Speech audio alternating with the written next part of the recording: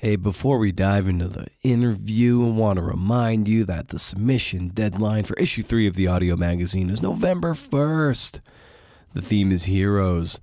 Essays must be no more than 2,000 words. Bear in mind, this is an audio essay, so pay attention to how the words roll out of your mouth.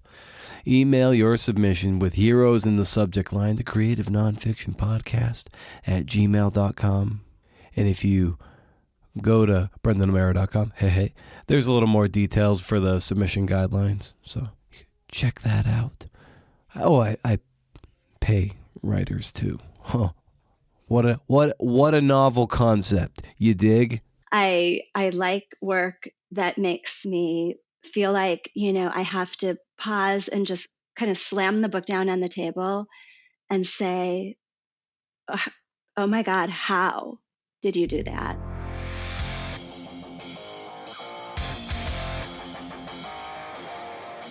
Oh, hey. This is the Creative Nonfiction Podcast, a show where I speak to badass people about the art and craft of telling true stories. Brendan O'Mara. I'm Brendan O'Mara. How's it going?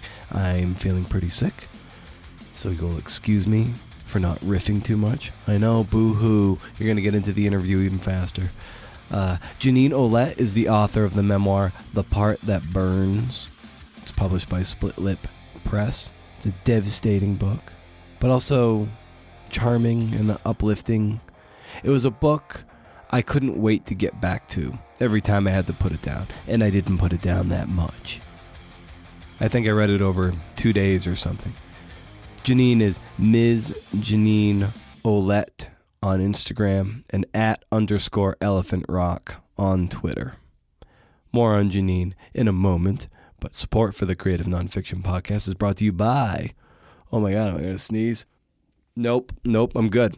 West Virginia Wesleyan College's low residency MFA in creative writing. Now in its 10th year, this affordable program boasts a low student-to-faculty ratio and a strong sense of community. Recent CNF faculty include Randon Billings-Noble, Jeremy Jones, and CNF pod alum Sarah Einstein. There's also fiction and poetry tracks with faculty including Ashley Bryant Phillips and Jacinta Townsend, as well as Diane Gilliam and Savannah Sipple. So no matter your discipline, if you're looking to up your craft or learn a new one, consider West Virginia Wesleyan right in the heart of Appalachia. Visit mfa.wvwc.edu for more information and dates of enrollment. I met Jeannine at Hippocamp this year. Sidebar, I got some savage feedback from my Hippocamp talk, which you can download as part of this podcast feed. And my parting shot will include some of that savage feedback. Also, at the very, very end, there's another casualty of words, the writing podcast for people in a hurry. If you dig it, go subscribe wherever you get your podcast. Episodes are usually less than 3 minutes long. I'm not going to keep putting a casualty of words at the end, but I figure those of you who download this show, and the audience for this show is bigger than that one, I figure I'll give you a little something. If you like that, go check it out. It's usually Monday to Friday, depending on... it's usually Monday to Friday, and then I do a season that's anywhere from like 30 to 45 episodes, and then I take a breather and I come back to it. Anyway, this is about Jeannine after all. We got to talking in Lancaster, Pennsylvania, and I was like, I got to talk to this kind soul of a person. Her stories and essays have appeared widely, and her work has been supported with fellowships from Malay Colony for the Arts and Brush Creek Foundation. She is the recipient of a Margarita Donnelly Prize, Kurt Johnson Fiction Award, Proximity Essay Award, Masters Review Emerging Writers Award, 2 recent Pushcart nominations, as well as awards from the Society of Professional Journalists and the Medal, I don't know, is it Medal School of Journalism or Medill? Let's go with Medal, yeah. Medal School of Journalism. Her work has been praised by Joyce Carol Oates, her, as, quote, simply beautiful, precisely imagined, poetically structured, compelling, and vivid, end quote. Jeannine teaches creative writing with the Minnesota Prison Writing Workshop and is the founder and director of Elephant Rock, an independent creative writing program in Minneapolis. She earned her MFA in fiction from Vermont College of Fine Arts and is working on her first novel. But we talk about her memoir, The Part That Burns, among other things. Like I said, I'm a little sick, so let's do this. Let's riff.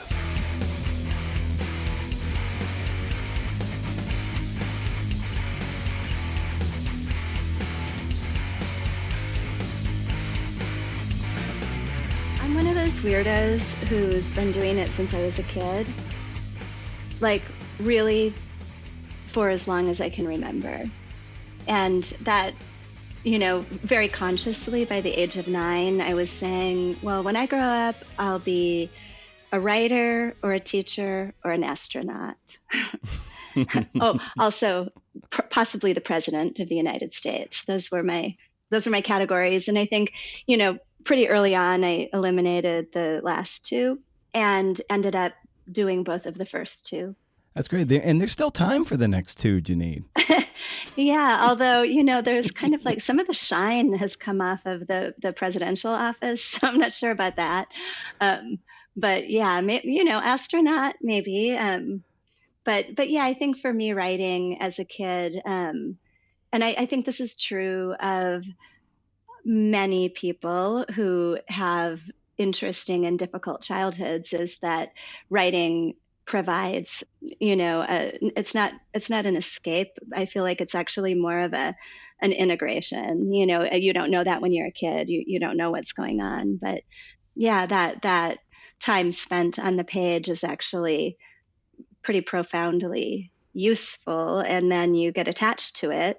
And then for me, things started to happen, and people started to notice, in particular my teachers. And I was one of those weird kids who loved school. I loved my teachers. And so when I would get attention for my writing, I think then it was set in stone. Well, that totally squares and makes sense. Given what you as a reader pick up from The Part That Burns, is that getting that kind of validation and recognition from your teachers, it was something you weren't getting at home. So that makes total sense that you would gravitate towards that, because that must have felt like the most safe place on earth for you. That's exactly it. It was my safe place, my happy place, at least up until middle school. But those elementary years, I loved Monday, Tuesday, Wednesday. Thursday was depressing, and Friday, I despised. So that was sort of like the rhythm of my week. Yeah, I loved it. And I feel like teachers, we talk a lot about teachers now because of COVID, but, they are heroes. They really are. Yeah, it can be so influential, obviously, because teachers have that potential to put fuel in your tank or tap you on the shoulder and say, this is, you've got a little something here. Why don't you run with it? Or they're just as easily say like, oh, this is garbage. You should, go do something else with your time, even though you might just need a little more repetition. So in what way did some teacher maybe put their hand on your shoulder and say, oh, Jeannine, like, this is really good. You should, try to cultivate this. Yeah. And I just want to acknowledge what you said. It's true. Teachers can do a lot of damage also. And I actually, full disclaimer, worked as an elementary and middle school teacher for 10 years, during the time when my kids were that age. So it's a massive amount of power to wield, actually, over these, formative young people who are so vulnerable. But for me, I have, it's a very vivid memory of being in 6th grade. And in the school that I attended in Wyoming, we had these modular classrooms where we would move around between 4 main teachers. So there was the English teacher, the social studies teacher, the math teacher, and then our main teacher. And I remember being in like a combined English social studies unit, and we were writing poetry. And I wrote a poem, and my teachers, read it. And when, so what are you, about 11 or something in 6th grade, and you're old enough, like you have a sense of what adults are. You can read adults pretty well, or at least I could, as a very hypervigilant kid, which is another, fun trait that you get out of a traumatic childhood. So I could tell that they were talking about me, and I could tell that they were talking about my poem, and I could tell that it was good. And, I kind of had this little thrilling feeling, because I knew that they were having this private conversation, but I knew exactly what was going on. And then one of them, approached me, and they, I don't remember exactly what they said, but it was very validating and it was very encouraging. And, there were meetings after that and some follow up and some testing. It was probably like, giftedness testing, and actually nothing ever came of it. So I guess I wasn't gifted. But it was this little flurry of attention that I knew had a charge to it. And the thing is that I actually thought that what I had written was pretty good too. But then that recognition from these very trusted, respected adults, I feel like that was the moment where I knew that this was more than just something that I liked to do, but this was actually something that I could do. And what was as you're starting to progress then, what becomes a logical step for you if it's something that it's not just something for the anointed, that it was something that if you took your agency, that you could in fact channel your talent and rigor towards this thing and be a writer, be an artist? If I'm understanding the question correctly, I think that my advantage was complete naivete. I feel like I had absolutely no idea what it took to make a life out of any kind of art, let alone writing. I was wildly impractical. I had no, I had no idea or even thought of like, well, how will I actually support myself? Like those sort of practical thoughts, or what does success look like in, for a writer? Those things didn't really cross my mind. I entered college a year after graduating from high school with barely a high school diploma. I went to an alternative high school where we didn't actually have credits. Well, we had classes sort of, but no credits and no grades. So I had a really bizarre and non-traditional transcript, and, kind of got myself somehow into the University of Minnesota, got Pell Grants, declared my English major without ever considering anything else, like not even a second thought. But, I had never had any money. Like my family didn't have any money. I had always worked, from the time I was 12 or 13, earlier than that, like babysitting and like cleaning people's houses and stuff. But by, 12 or 13, by 15, I had my first actual, like, I guess, real job at Arby's. But prior to that, like I'd work at the state fair in the summer. And so I was used to the fact that, you're going to have to work and make money. And I think that I saw the writing as separate from that without ever really understanding that. And I imagine that when I was in college for my undergraduate English degree, which I never completed, I imagine that without having a clear mental picture, I had a sort of some hazy idea that would lead to teaching, or, what else do you do with an English degree? And I guess that's even naive, because I would have had to get a teaching certificate on top of that. If I wanted to teach, I would have had to major in education. So I really didn't know anything, and I didn't have anyone, guiding me or mentoring me. This was all done on my own. Yeah. And so then when I got married very young and had stopped pursuing that degree.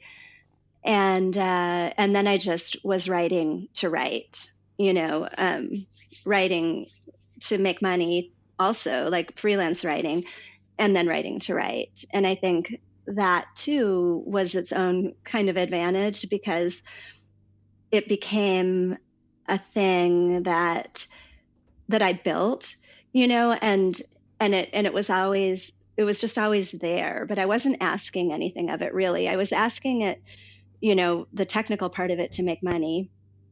But on the art side, I was never really asking anything to happen with it other than that it be, and if I could place it, if I could publish it, great. But it didn't have to really give anything back to me. And the big disadvantage to that method was that I was writing in total isolation for a really long time. Like, I didn't have a writing community. I didn't have, any exposure to the literary community. So I didn't have any of the infrastructure or the support that I feel like actually, could have been really awesome. But that wasn't the path that I had back then. And who would you identify as a few of those North Star writers that were always pointing you in the right direction, if that makes any sense? Yeah, do you mean through their work? Through their work, yeah. Primarily, especially given that you said that a lot of your early writing was largely done in isolation. So I imagine, I am presupposing here that all you had were sort of like books. Books were your writing guides, if you will, and that was your community in a lot of ways. Yes, that's exactly right. And so, Dorothy Allison, who astonishingly blurbed my book, which is just this incredible, like, coming full circle for me. But her work was so fundamental. Bastard Out of Carolina, I think, came out in 92 or 93. And I was a young mom, and it just blew my mind. It rocked my world. In what ways? Well, in the way that she took the most horrific, repulsive experience and spun it into beautiful chapters and this luminous story that's just devastating, but also, transporting. And she did it in a way that was so brave and inventive and brilliant and unapologetic. And for the person who I was at the time that her work came into my life, that felt revolutionary. And, I came to realize later that, she wasn't necessarily the first or the only writer who had ever done that, obviously. But it was the first time that I really came face to face with it in quite that way. And I felt like it proved to me that something was possible, something that I was not capable of. And I knew it. I wasn't capable then, but it made me believe I could become capable. Yeah, so that's one. And like, who else is someone that a mentor writers, even if they didn't know they were mentoring you at the time? I'm trying to think. I had a phase during those years of reading a lot of parenting books and a lot of self-help, and it took a really long time for me to come back to fiction and poetry, I would say. But Margaret Atwood is a writer that really stands out for me during, we're talking now about being in my 20s, that time when I was writing and trying to plow my way through, but, in kind of an echo chamber. And Margaret Atwood, her novel Cat's Eye, I remember reading during those years and being astonished. It was breathtaking what she did. And I later reread that novel about, I want to say 10 or 15 years ago. I had a habit of reading while I walked to work. I work at the university, and it's about 20-minute walk from my house, and I would read a novel, on my way to and from work. And I reread Cat's Eye, and it was just as good or better as it was the first time. Oh, that's great. So, yeah. And, I think, on a similar level, and these may have come later, but books like Jane Hamilton's A Map of the World. It was a thrill to me that Marion Winnick was the keynote speaker at HippoCamp this past August, because her book First Comes Love just blew my mind. And that was later. That was more like around the year 2000. that came out. But there again, I guess, I'm really interested in work that inspires me and makes me envious. Like that's Yeah. my rocket fuel. I like work that makes me feel like, I have to pause and just kind of slam the book down on the table and say, oh my God, how did you do that? And then it's like, okay, I can pick it back up and start reading again. But and when that happens, that's this magical experience that, both reminds me why I'm a writer, but like makes me want to be so much better. That's a great way of processing it. I think for a long time I would read something of that nature that made me deeply envious, and I would close and be like, God damn it, why didn't I become an electrician? I would have had a much better go of it through life, and here I am trying to just knock my head against this stupid wall. Instead I have since learned to process it and realize that things that make you envious are actually a way of opening doors. That'd be like, oh, they did it, so now I just need to kind of figure out my own way through it. So I love hearing you say that. So how did you arrive at that? That's a very, I would say, an evolved way of framing envy, that it puts fuel in your tank instead of makes you feel like all toxic and ugly inside. Right, exactly. Yeah. How did I arrive at that? Again, I think, even though it disadvantaged me in a lot of ways to be writing in isolation for such a long stretch of years, it wasn't really until I hit my 40s that I began to connect actively with other writers. And that happened actually first through teaching. I started my independent writing program.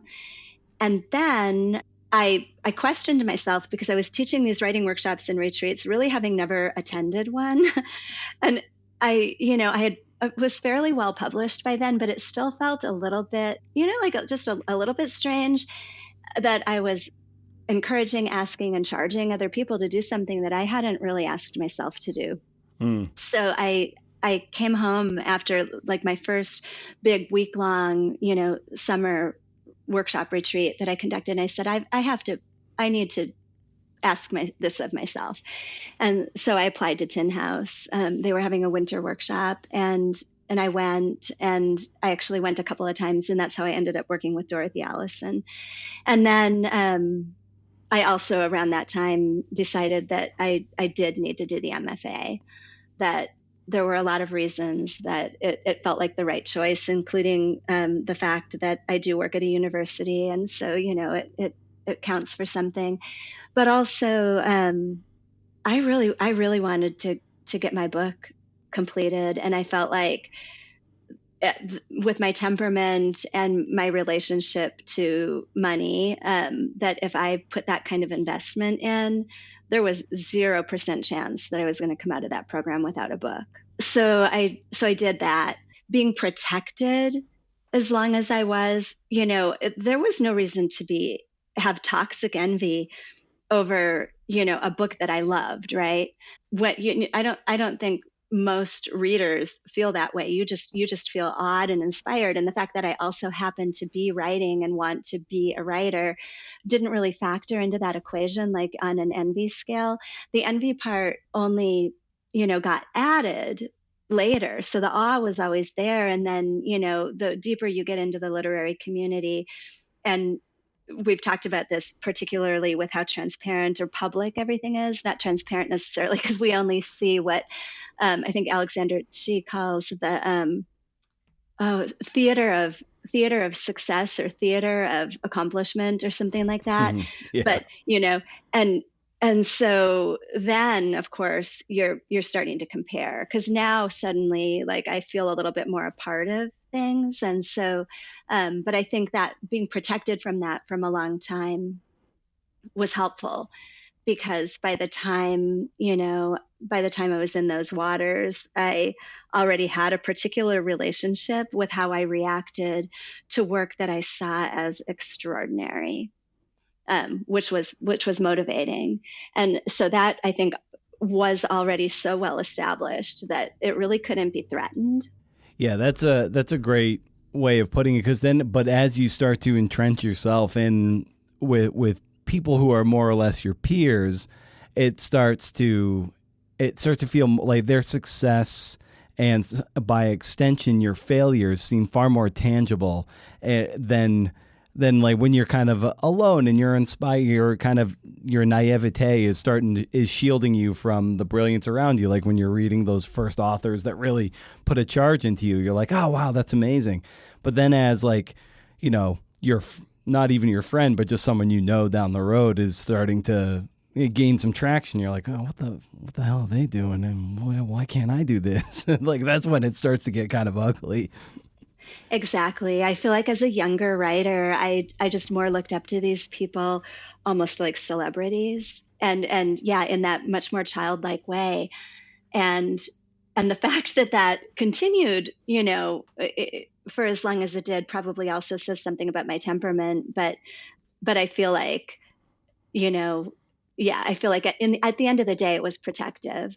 And so, I'm not immune to comparing or getting or feeling envy any more than anyone else. But I think that I never feel that about the work. I might feel it like we all do. I think, about like in awards season or all that kind of stuff. You're waiting and you're waiting to hear, and then all the announcements are coming out, and and you're not among the celebrating. Yeah. But never about the work, like never about what's on the page. For me, it's almost sacred. It's like, it just makes me want, to do better. Yeah. Speaking of, awards or stuff of that nature, like today, the MacArthur Geniuses or those grants were announced, and it got me thinking about, it's like I'm stoked for everyone who did it. That's amazing. But what got me thinking about it was there are a lot of those awards that they pop up, or grants that pop up, and you're like, I didn't even know this was a thing you could apply for. And I think that bothers me the most, that there are these things out there. There are these pots of gold at the end of rainbows that a lot of people don't see. And so there are these opportunities that are going unnoticed by people who are probably very deserved, at least of applying, if not outright getting them. And sometimes I'm like, oh my God, I didn't even know you could apply for that. And meanwhile, people are getting these nice grants that allow them to do the work. So I think that's where sometimes my frustrations turn when awards come out, or grant, people are very stoked about getting a kind of grant. Like that really pops to the forefront of my mind. And this is why I always mentor young writers to get involved, to participate, so that they can benefit from the knowledge of those around them, even if they don't have, say, a dedicated mentor. Because exactly what you're saying, there are things that if you don't know, you don't know. And if no one's telling you, and you don't have enough of a community around you, it's very limiting, I think, and not, that playing ground isn't level then. Yeah. I remember a few years ago, and I write about horse racing sometimes, and there's these things called the Eclipse Awards, where our reward there's a award for like the best trainer, outstanding trainer, this, that. So for the actual horse racing, but then there are actually some media awards too. And if you don't know about them, you don't realize that maybe you have an editor that knows you can submit it, but otherwise the writer needs to know that you have to submit your work. And I remember this one photographer, like kind of an old guard guy, he might have even passed away, and his entire career, and he was like a brilliant photographer. I don't know his name, but as they were remembering him, or whoever was writing about him remembering him, he didn't even know that you had to submit your work to the Eclipse Awards. He just thought like if you did the work and put it out there, then people were like just picking it. But he didn't realize that even he had to submit it for consideration. So here he was probably going on like, I'm doing all this great work and not getting recognition, but he didn't even know that he had to submit it to get the recognition he so desired. Wow. Like, Wow. that just sucks. That just sucks. Yeah, it really does.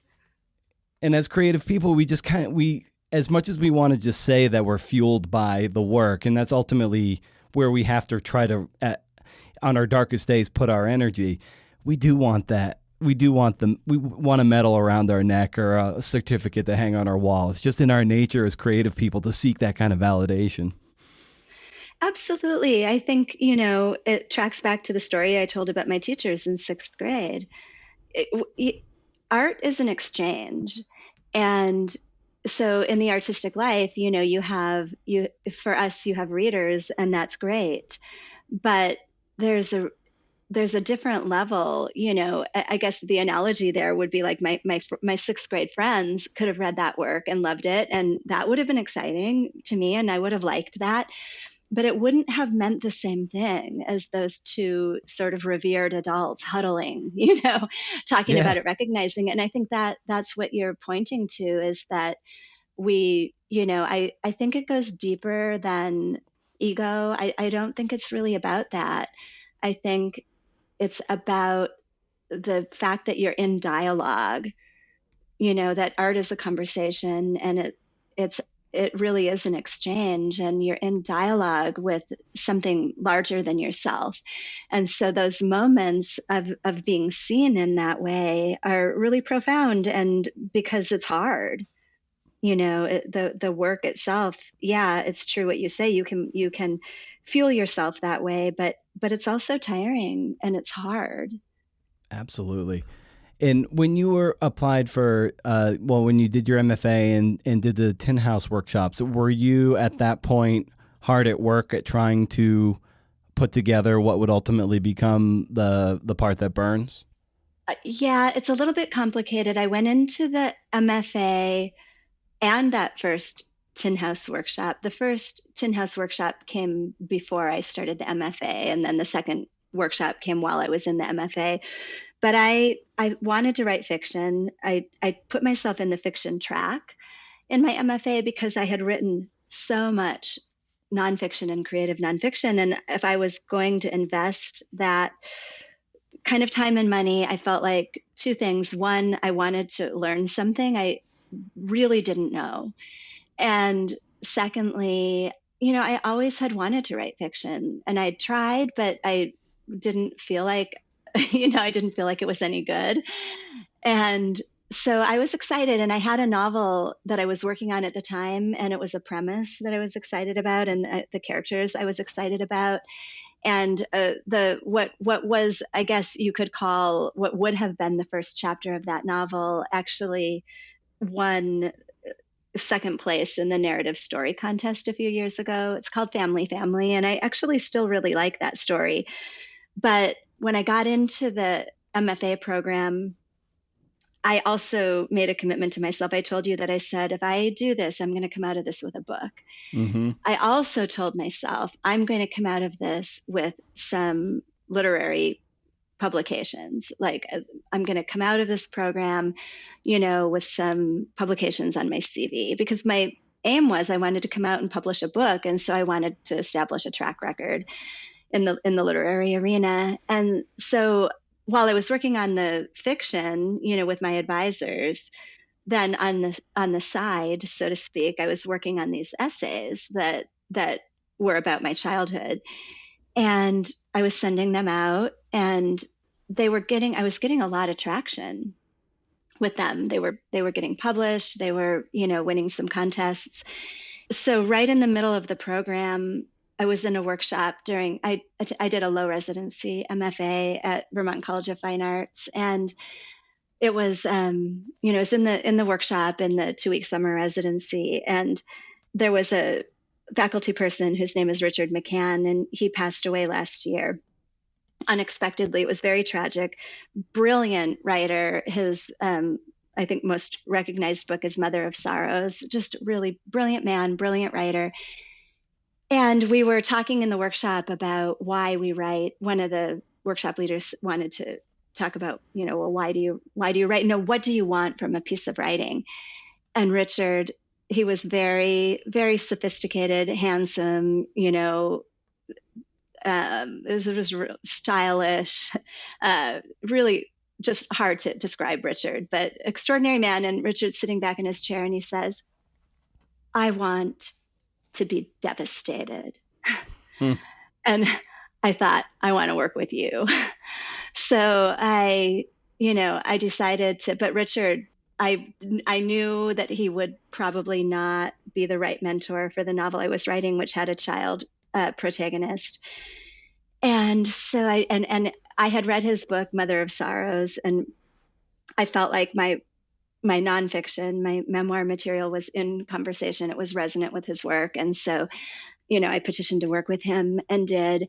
And I just switched. I just kind of did a hard left right in the middle of the program and started working on, what became The Part That Burns. And so I did come out of the program with a manuscript.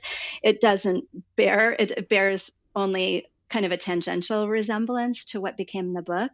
But, I think that's typical. I think as it should be, but I came out with the bones of what I needed.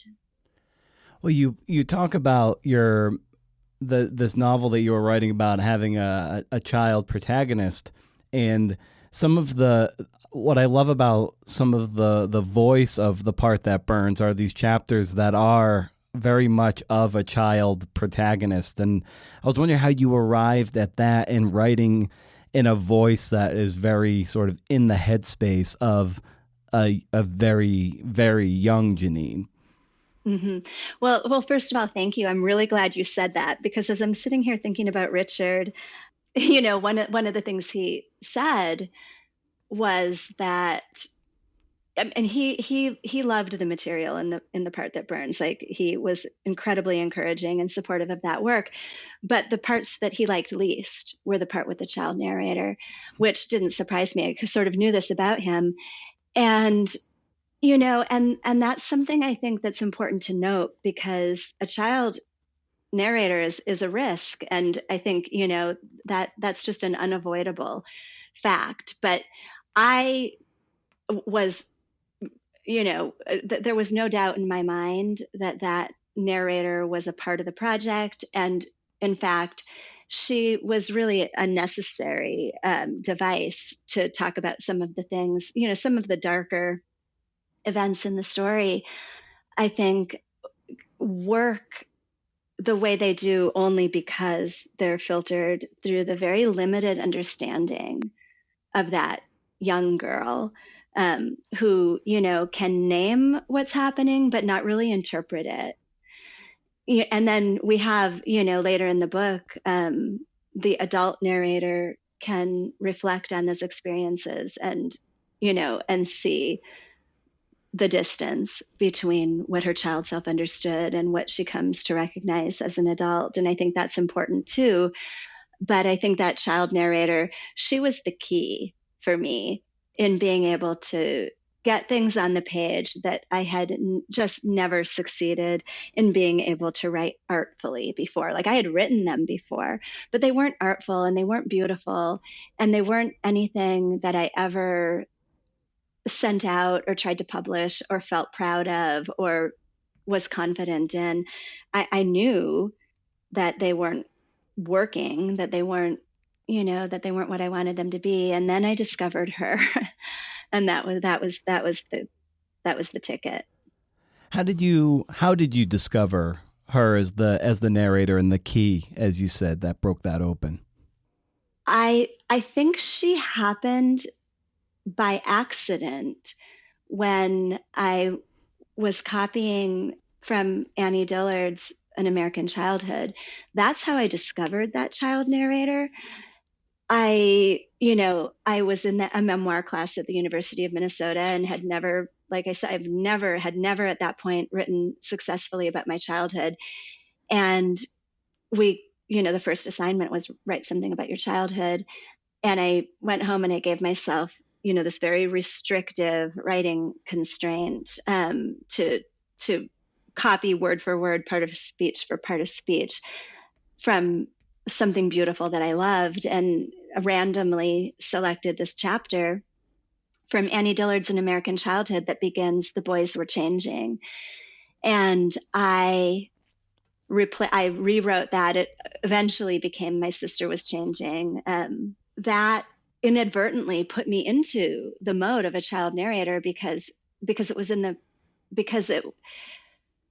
because as I rolled with it, I guess it was really accidental. As I rolled with it, it just stayed in that. It really stuck with the moment, and it wasn't reflective. It wasn't written, from the perspective of time past. It was cleaving right to the moment of what was going on, and that time period, the narrator's about 10 years old. And I got really excited because I could tell it was working. Yeah, it got really exciting at that point. So I kept her, and I kept her. I wrote a few more chapters with her, kind of blazing the trail. And, I don't think that she could have carried the whole book. I think it needed to cover the time period that it did. But I think it was a pretty happy accident. I hadn't ever consciously sat down and said, I know, I'll do a child narrator. And if I had thought that, I probably would have been a little bit hesitant to try because I would have thought I didn't know how, because I think it is very difficult. And I think I would have been intimidated. I think of To Kill a Mockingbird and Scout. Yeah. And, like what Harper Lee did was, it's incomparable. And Scout is such an interesting child narrator because she is a child narrator, and yet she's telling us about the history of the town. There's so much packed into that narration that couldn't possibly be coming from the perspective of a child Scout's age, and yet Harper Lee pulls it off. So I think that was always intimidating to me. When I thought of child narrator, I thought of Scout, and I just said, I can't do that. I think if I had entered it intentionally, consciously, with the aim of creating a child narrator, I would have felt pretty intimidated and ill-equipped. But because I stumbled on her accidentally, I followed the trail. Earlier when you were talking about Dorothy Allison's work, how she took this horrific experience and was able to spin it into something beautiful. Obviously, to anyone who reads The Part That Burns knows that you pull that off also. So how did you take this terrible experience, terrible trauma from your childhood, and spin it into something that is artful, and even though the events are horrible, it is still, at least for me, a joy to read. And in the words of your mentor there, like, it is devastating, but it always brought me. I couldn't wait to get back to your book every time I had to sit it down. So how did you process that and accomplish that? Well, first of all, just thank you. That really means a lot, to hear. So thank you for saying that. And I feel like a couple of things. First of all, a lot of people don't want to read anything in which a child is harmed, and I know this. I hear it repeatedly. I hear it from friends, I used to be in a book group, and I recommended Justin Torres's We the Animals, which is, have you read it? I haven't. Gorgeous. If you enjoyed my book, I think you would love his book. Beautiful, really short too. It's like the kind of thing you have to read it and then like kind of immediately read it again. But when I recommended it to my book group, I was kind of the only one who liked it, because people found it so difficult to read about, a child suffering. One of the people in my book group, that book group has since kind of fallen apart, but said, it's really difficult for me to read about a child, families, where children aren't, tucked into bed for the night. And I thought, oh boy, you are not going to want to read my book. So I think, understanding that, but still, so knowing that, but really, this was my book to write. This was the book that I had to write, and I know that I'm not alone in that as a writer. You know, there's that one book that you have to write, and this was it. And I had to get this book out of me, like no matter what happened with it. And so so my aim was like, could I at least, make it, even though I wanted it to be devastating, could it also be beautiful? And I think that what I sought to do, and hopefully it was at least in part successful, was to drill down into language. And that's where I find, that's where I find the joy in the process. That's where I find the energy. Like if I can get really close up to the words and hear the sound of the words and hear like the music of the sentence. And I'm not a poet. I have no training in poetry, but I read a lot of poetry and I have the highest respect for poets. I think they know what's going on. And they're plugged into the great frequency. They are. You said it. And, Mary Carr, she came later for me, but another, major inspiration, you see that in her work. You see, her training and her experience as a poet in her memoir writing. And I wanted that level of effort anyway to go into the language level of the story. I didn't want to just tell what happened. I wanted to really fashion something out of it. And I also really wanted to do it in a way that, that could, while it could be devastating, it didn't have to repulse or offend. And so my hope and my strategy toward that end was that if I could let really precise and specific images do most of the heavy lifting, I could, impart what needed to be imparted.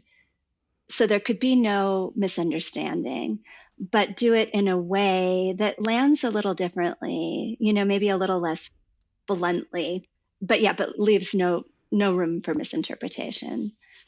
In the end, you always have to have this notion of there is going to be a reader at the end. I can't just spill everything out and hope that they're okay. Like you said, you drill down into the language, fashioned it in such a way. So how did you, I guess, not get lost in that end game where it ultimately it has to land on a reader's ear and not just be self-indulgent?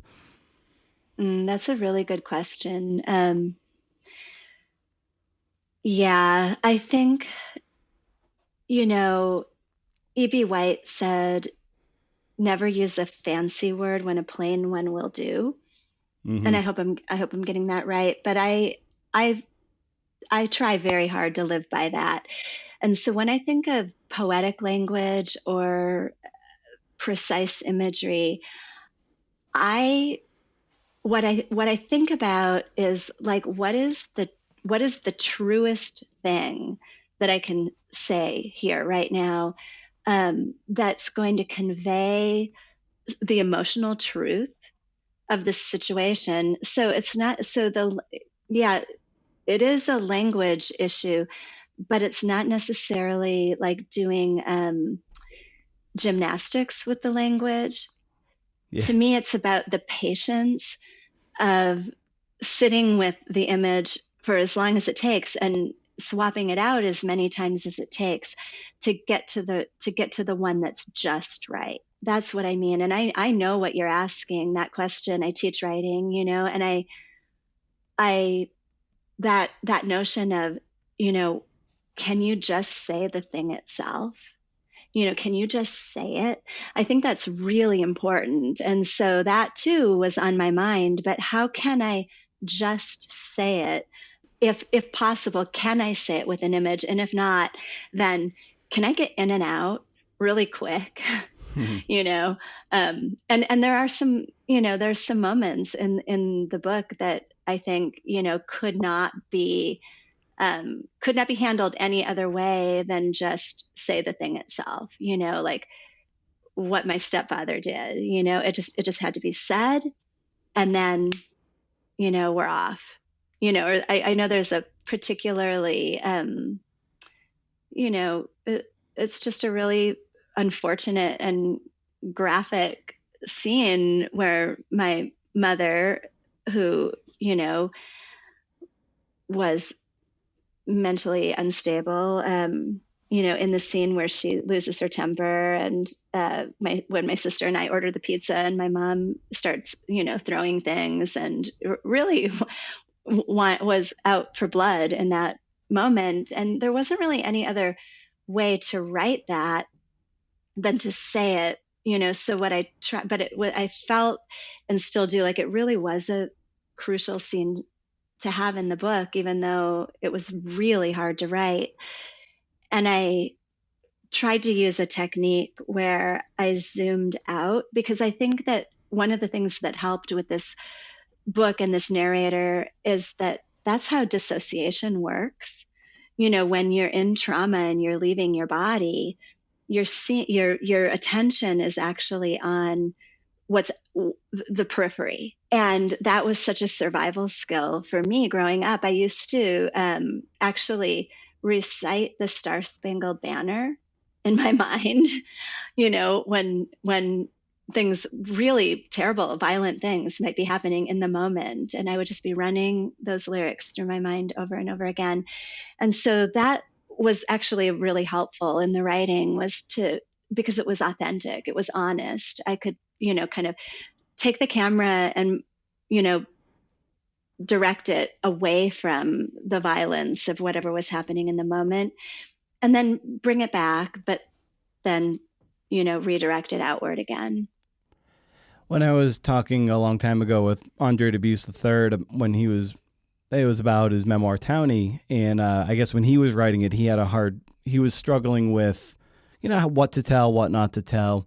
And, he's able to, call up his friend Richard Russo and talk to him, be like, I don't know how to handle this. And I guess Russo said, well, do you have a bone to pick? He's like, no, I don't have a bone to pick. He's like, well, then you can then write it. But you shouldn't write a memoir if you have a bone to pick. And I think you could have easily have many bones to pick, but you wrote it in such a way that it doesn't come across like that. So how did you arrive at that in telling the story, that it wasn't Jeannine out for revenge? This is Jeannine, the writer, just telling her truth and her story. I love that anecdote. That's so great. And it's such a great rubric to apply when you're figuring out, what to put in and what to leave out. It's one very helpful lens to apply. But I knew that my mom was going to read this book. Well, actually, I don't know if she's read it, but she definitely knows all about it. And, I figured that my dad probably would, and absolutely that my ex-husband would. And so I felt like, one of the things that I've always read and been told and heard, and I think we all have over time, is you have to treat yourself with the same level of scrutiny, that you would any other character in the book or in your life, and be more generous to the other characters. And I tried really hard to do that. I think that the narrator is imperfect because I was imperfect. And I really sought to make sure that came through. And and to be generous wherever I could, to be as generous as I possibly could without obscuring like the central truth, of what happened, or the central truth of the story. That was what was important to me, but generosity really mattered. And, I was really anxious. I was really a wreck before the book came out. Mm. I didn't think I would be, because I had published, several, previous versions of chapters, but it's really different when it's a book. And so I just asked my publisher. I had a lot of anxiety, and I made last minute changes. I changed names at the last minute of minor characters, who probably will never read the book, but I was just sort of in an irrational panic. And, I'm glad though that I took those extra steps to be as careful as I could, because at the end of the day, my mom has been actually really gracious about it.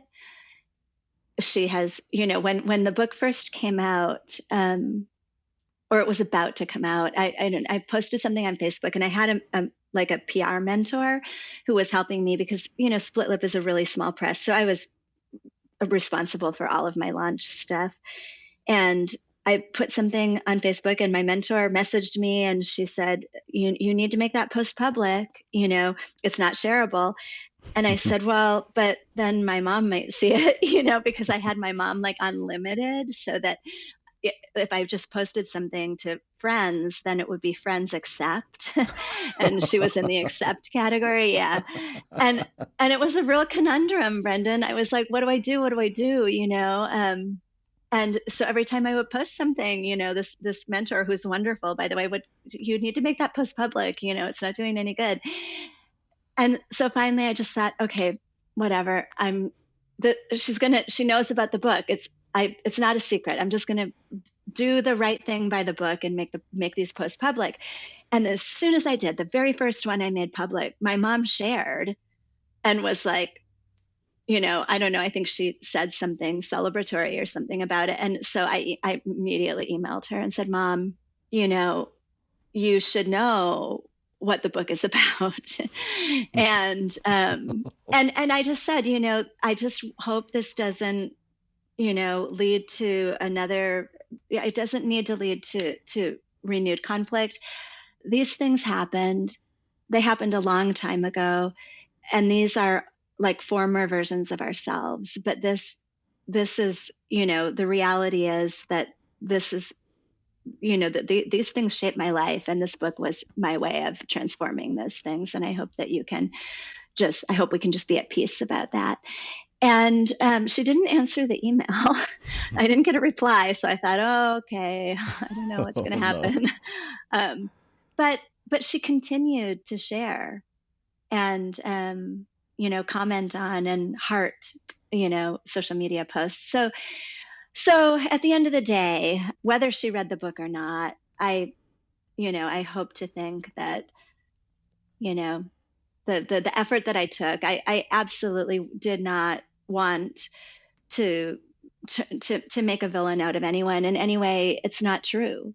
No one is one dimensional. I love hearing you talk about how, you're a wreck about putting this when the book is starting to come out, and you're dealing with that anxiety that this thing is going to go out into the world for consumption of people that you know, and also people you don't know, who are going to cast their own judgments based on what you've written with this source material for them. And we don't often hear people going through that degree, or being as frank about that anxiety this is my weird sort of convoluted way of saying that I'm just glad to hear you talk about how it was, very anxiety laden, that you're like, oh shoot, I've been working on this thing for a while, and it was a great idea in theory that I wanted to have this book published, but now it's going to be published, and I'm like, oh shit, now what? Oh, in theory is exactly the right way to say it. My husband is from Wisconsin, and his family is pretty conservative, and I like his aunt and his great aunt and his cousins, and all of a sudden, are all saying, posted on Facebook, I just ordered it. And I was like, no, don't order it. The panic was real. Like I lost some real sleep around that time, and I said to my husband, you need to talk to your sister. You need to tell her what's in this book, and you need to tell her, that it's tender, and, basically put out the word, like, be nice, everybody.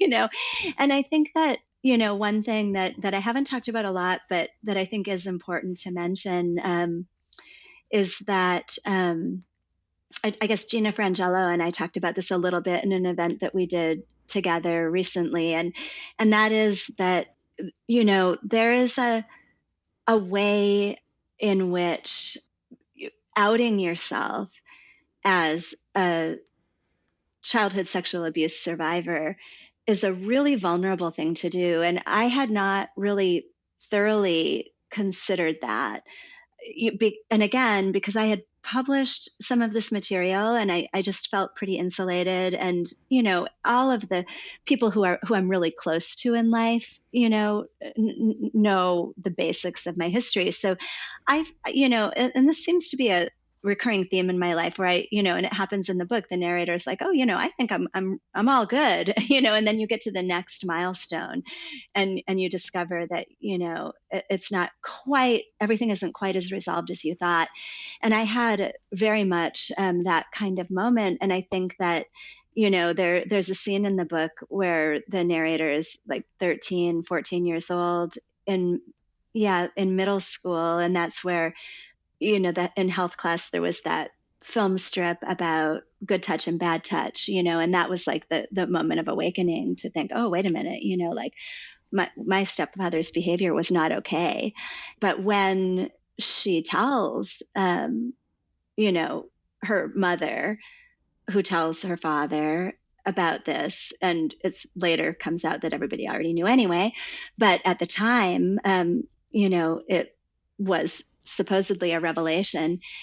And the stepmother, for me, both in the lived experience and in the book, the most devastating moment is when my stepmother reacts to that by disallowing me to be alone with my younger sister.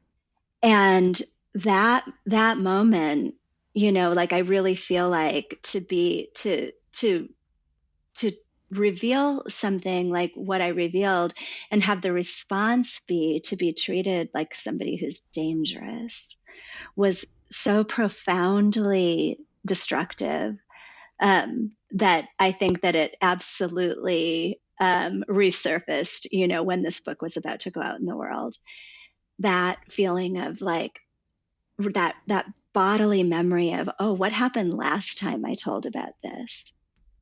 Yeah. So yeah, lots of anxiety around the book coming into the world. And then it kind of like, once it was out there, it gradually became clear, like, okay, I think it's going to be okay. Mm-hmm. Like I think I'm going to live through this. I think I'm going to survive it.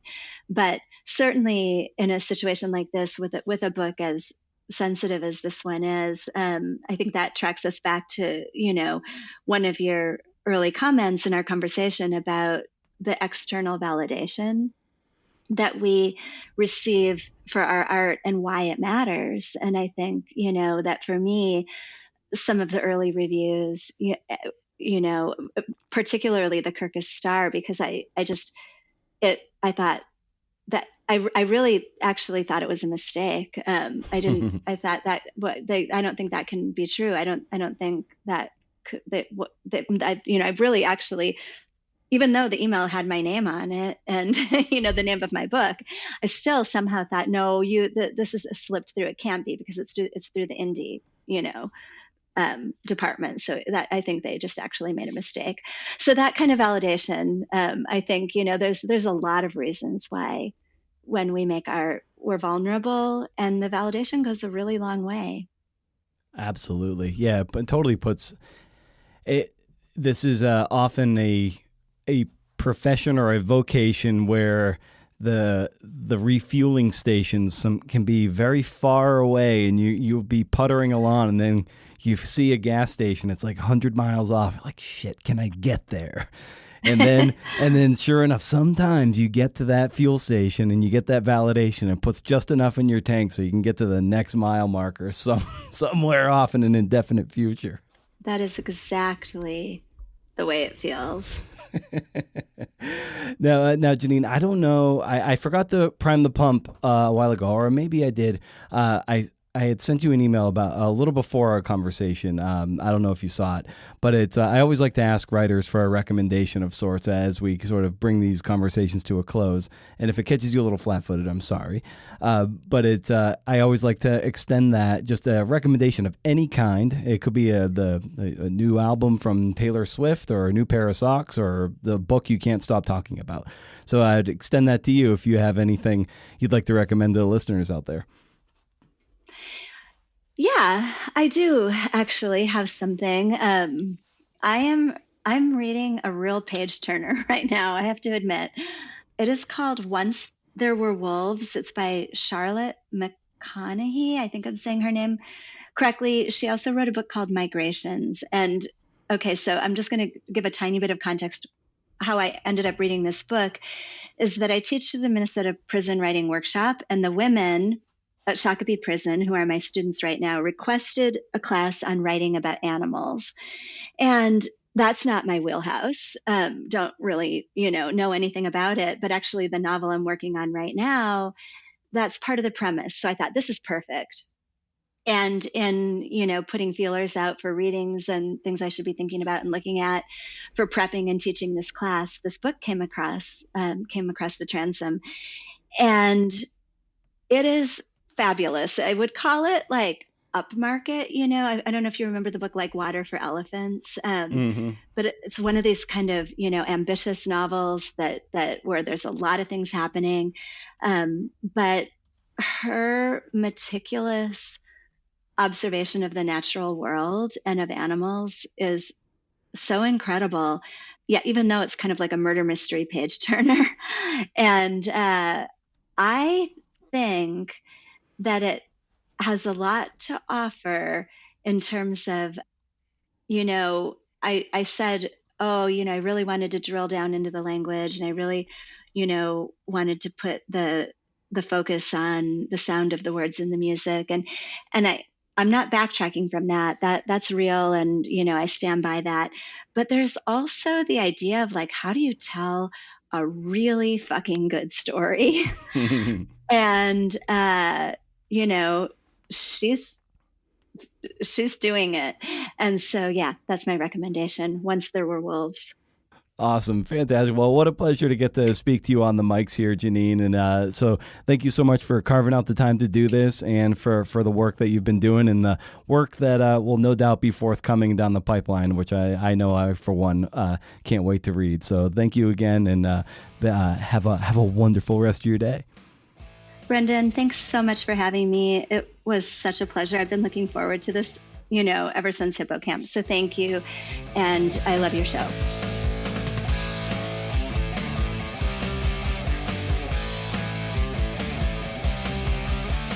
Oh, I like that.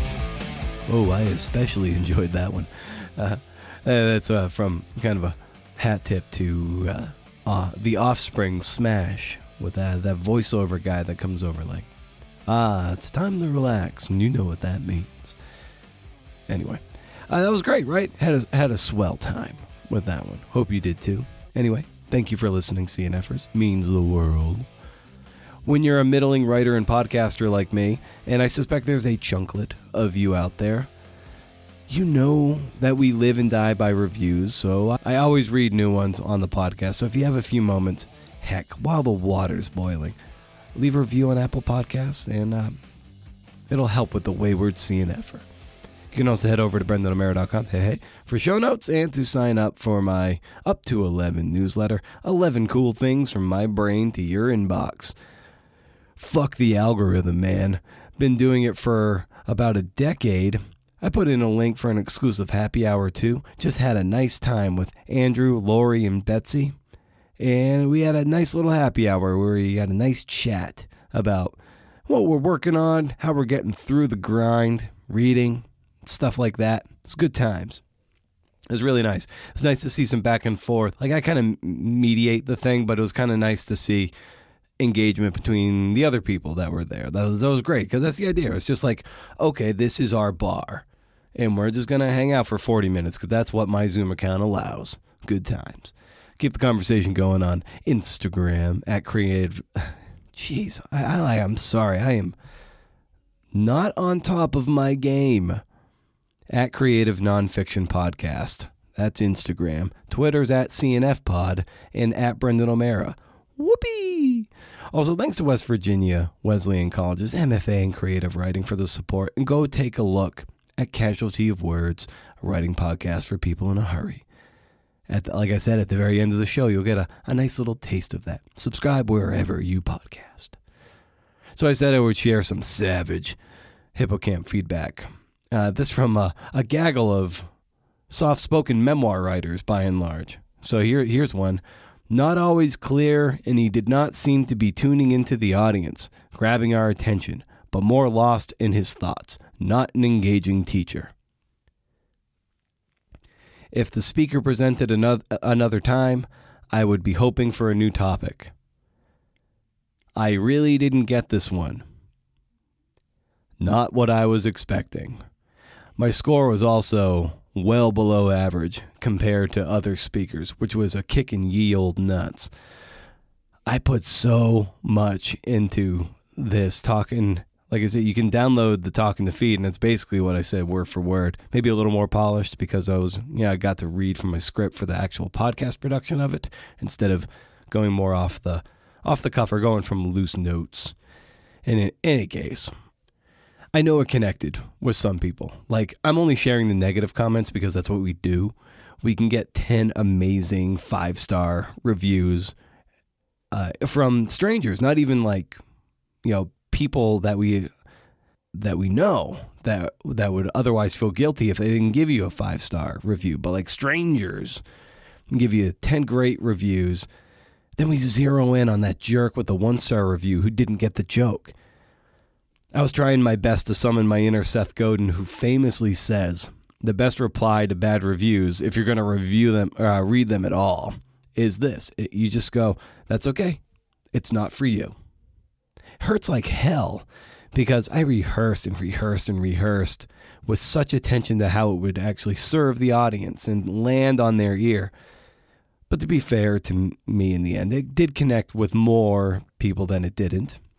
There were 10 people who submitted the survey, and there might have been 20 in the room. Like, it was pretty sparsely attended, but so half the room. But 10 people took the time. 70% of the time it was good, so a good solid C. They dug it. Not an engaging teacher. Fuck. Anywho, you have a good time? This show is partly made possible by the incredible cohort of members at patreon.com. Building up the Patreon coffers grants you access to transcripts in the audio magazine, coaching if you need that. Helps pay for the podcast hosting, which was I'm telling you, this is a mess. I am real sorry. For those who are still listening, I am sorry. Podcast hosting several $100s a year to make sure the backlog doesn't get deleted. It's always there for you to comb through. Dollars go into the pockets of writers, too, for the audio magazine, which is always nice. Visit patreon.com/CNFpod and shop around and help support the community. Is that it? If you can't already tell, I feel like garbage. I can't talk. I sound like shit. There's likely a reason for that, but I'll wait until next week to riff on that.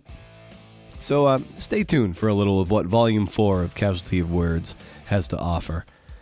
And if you can do, interview. See ya.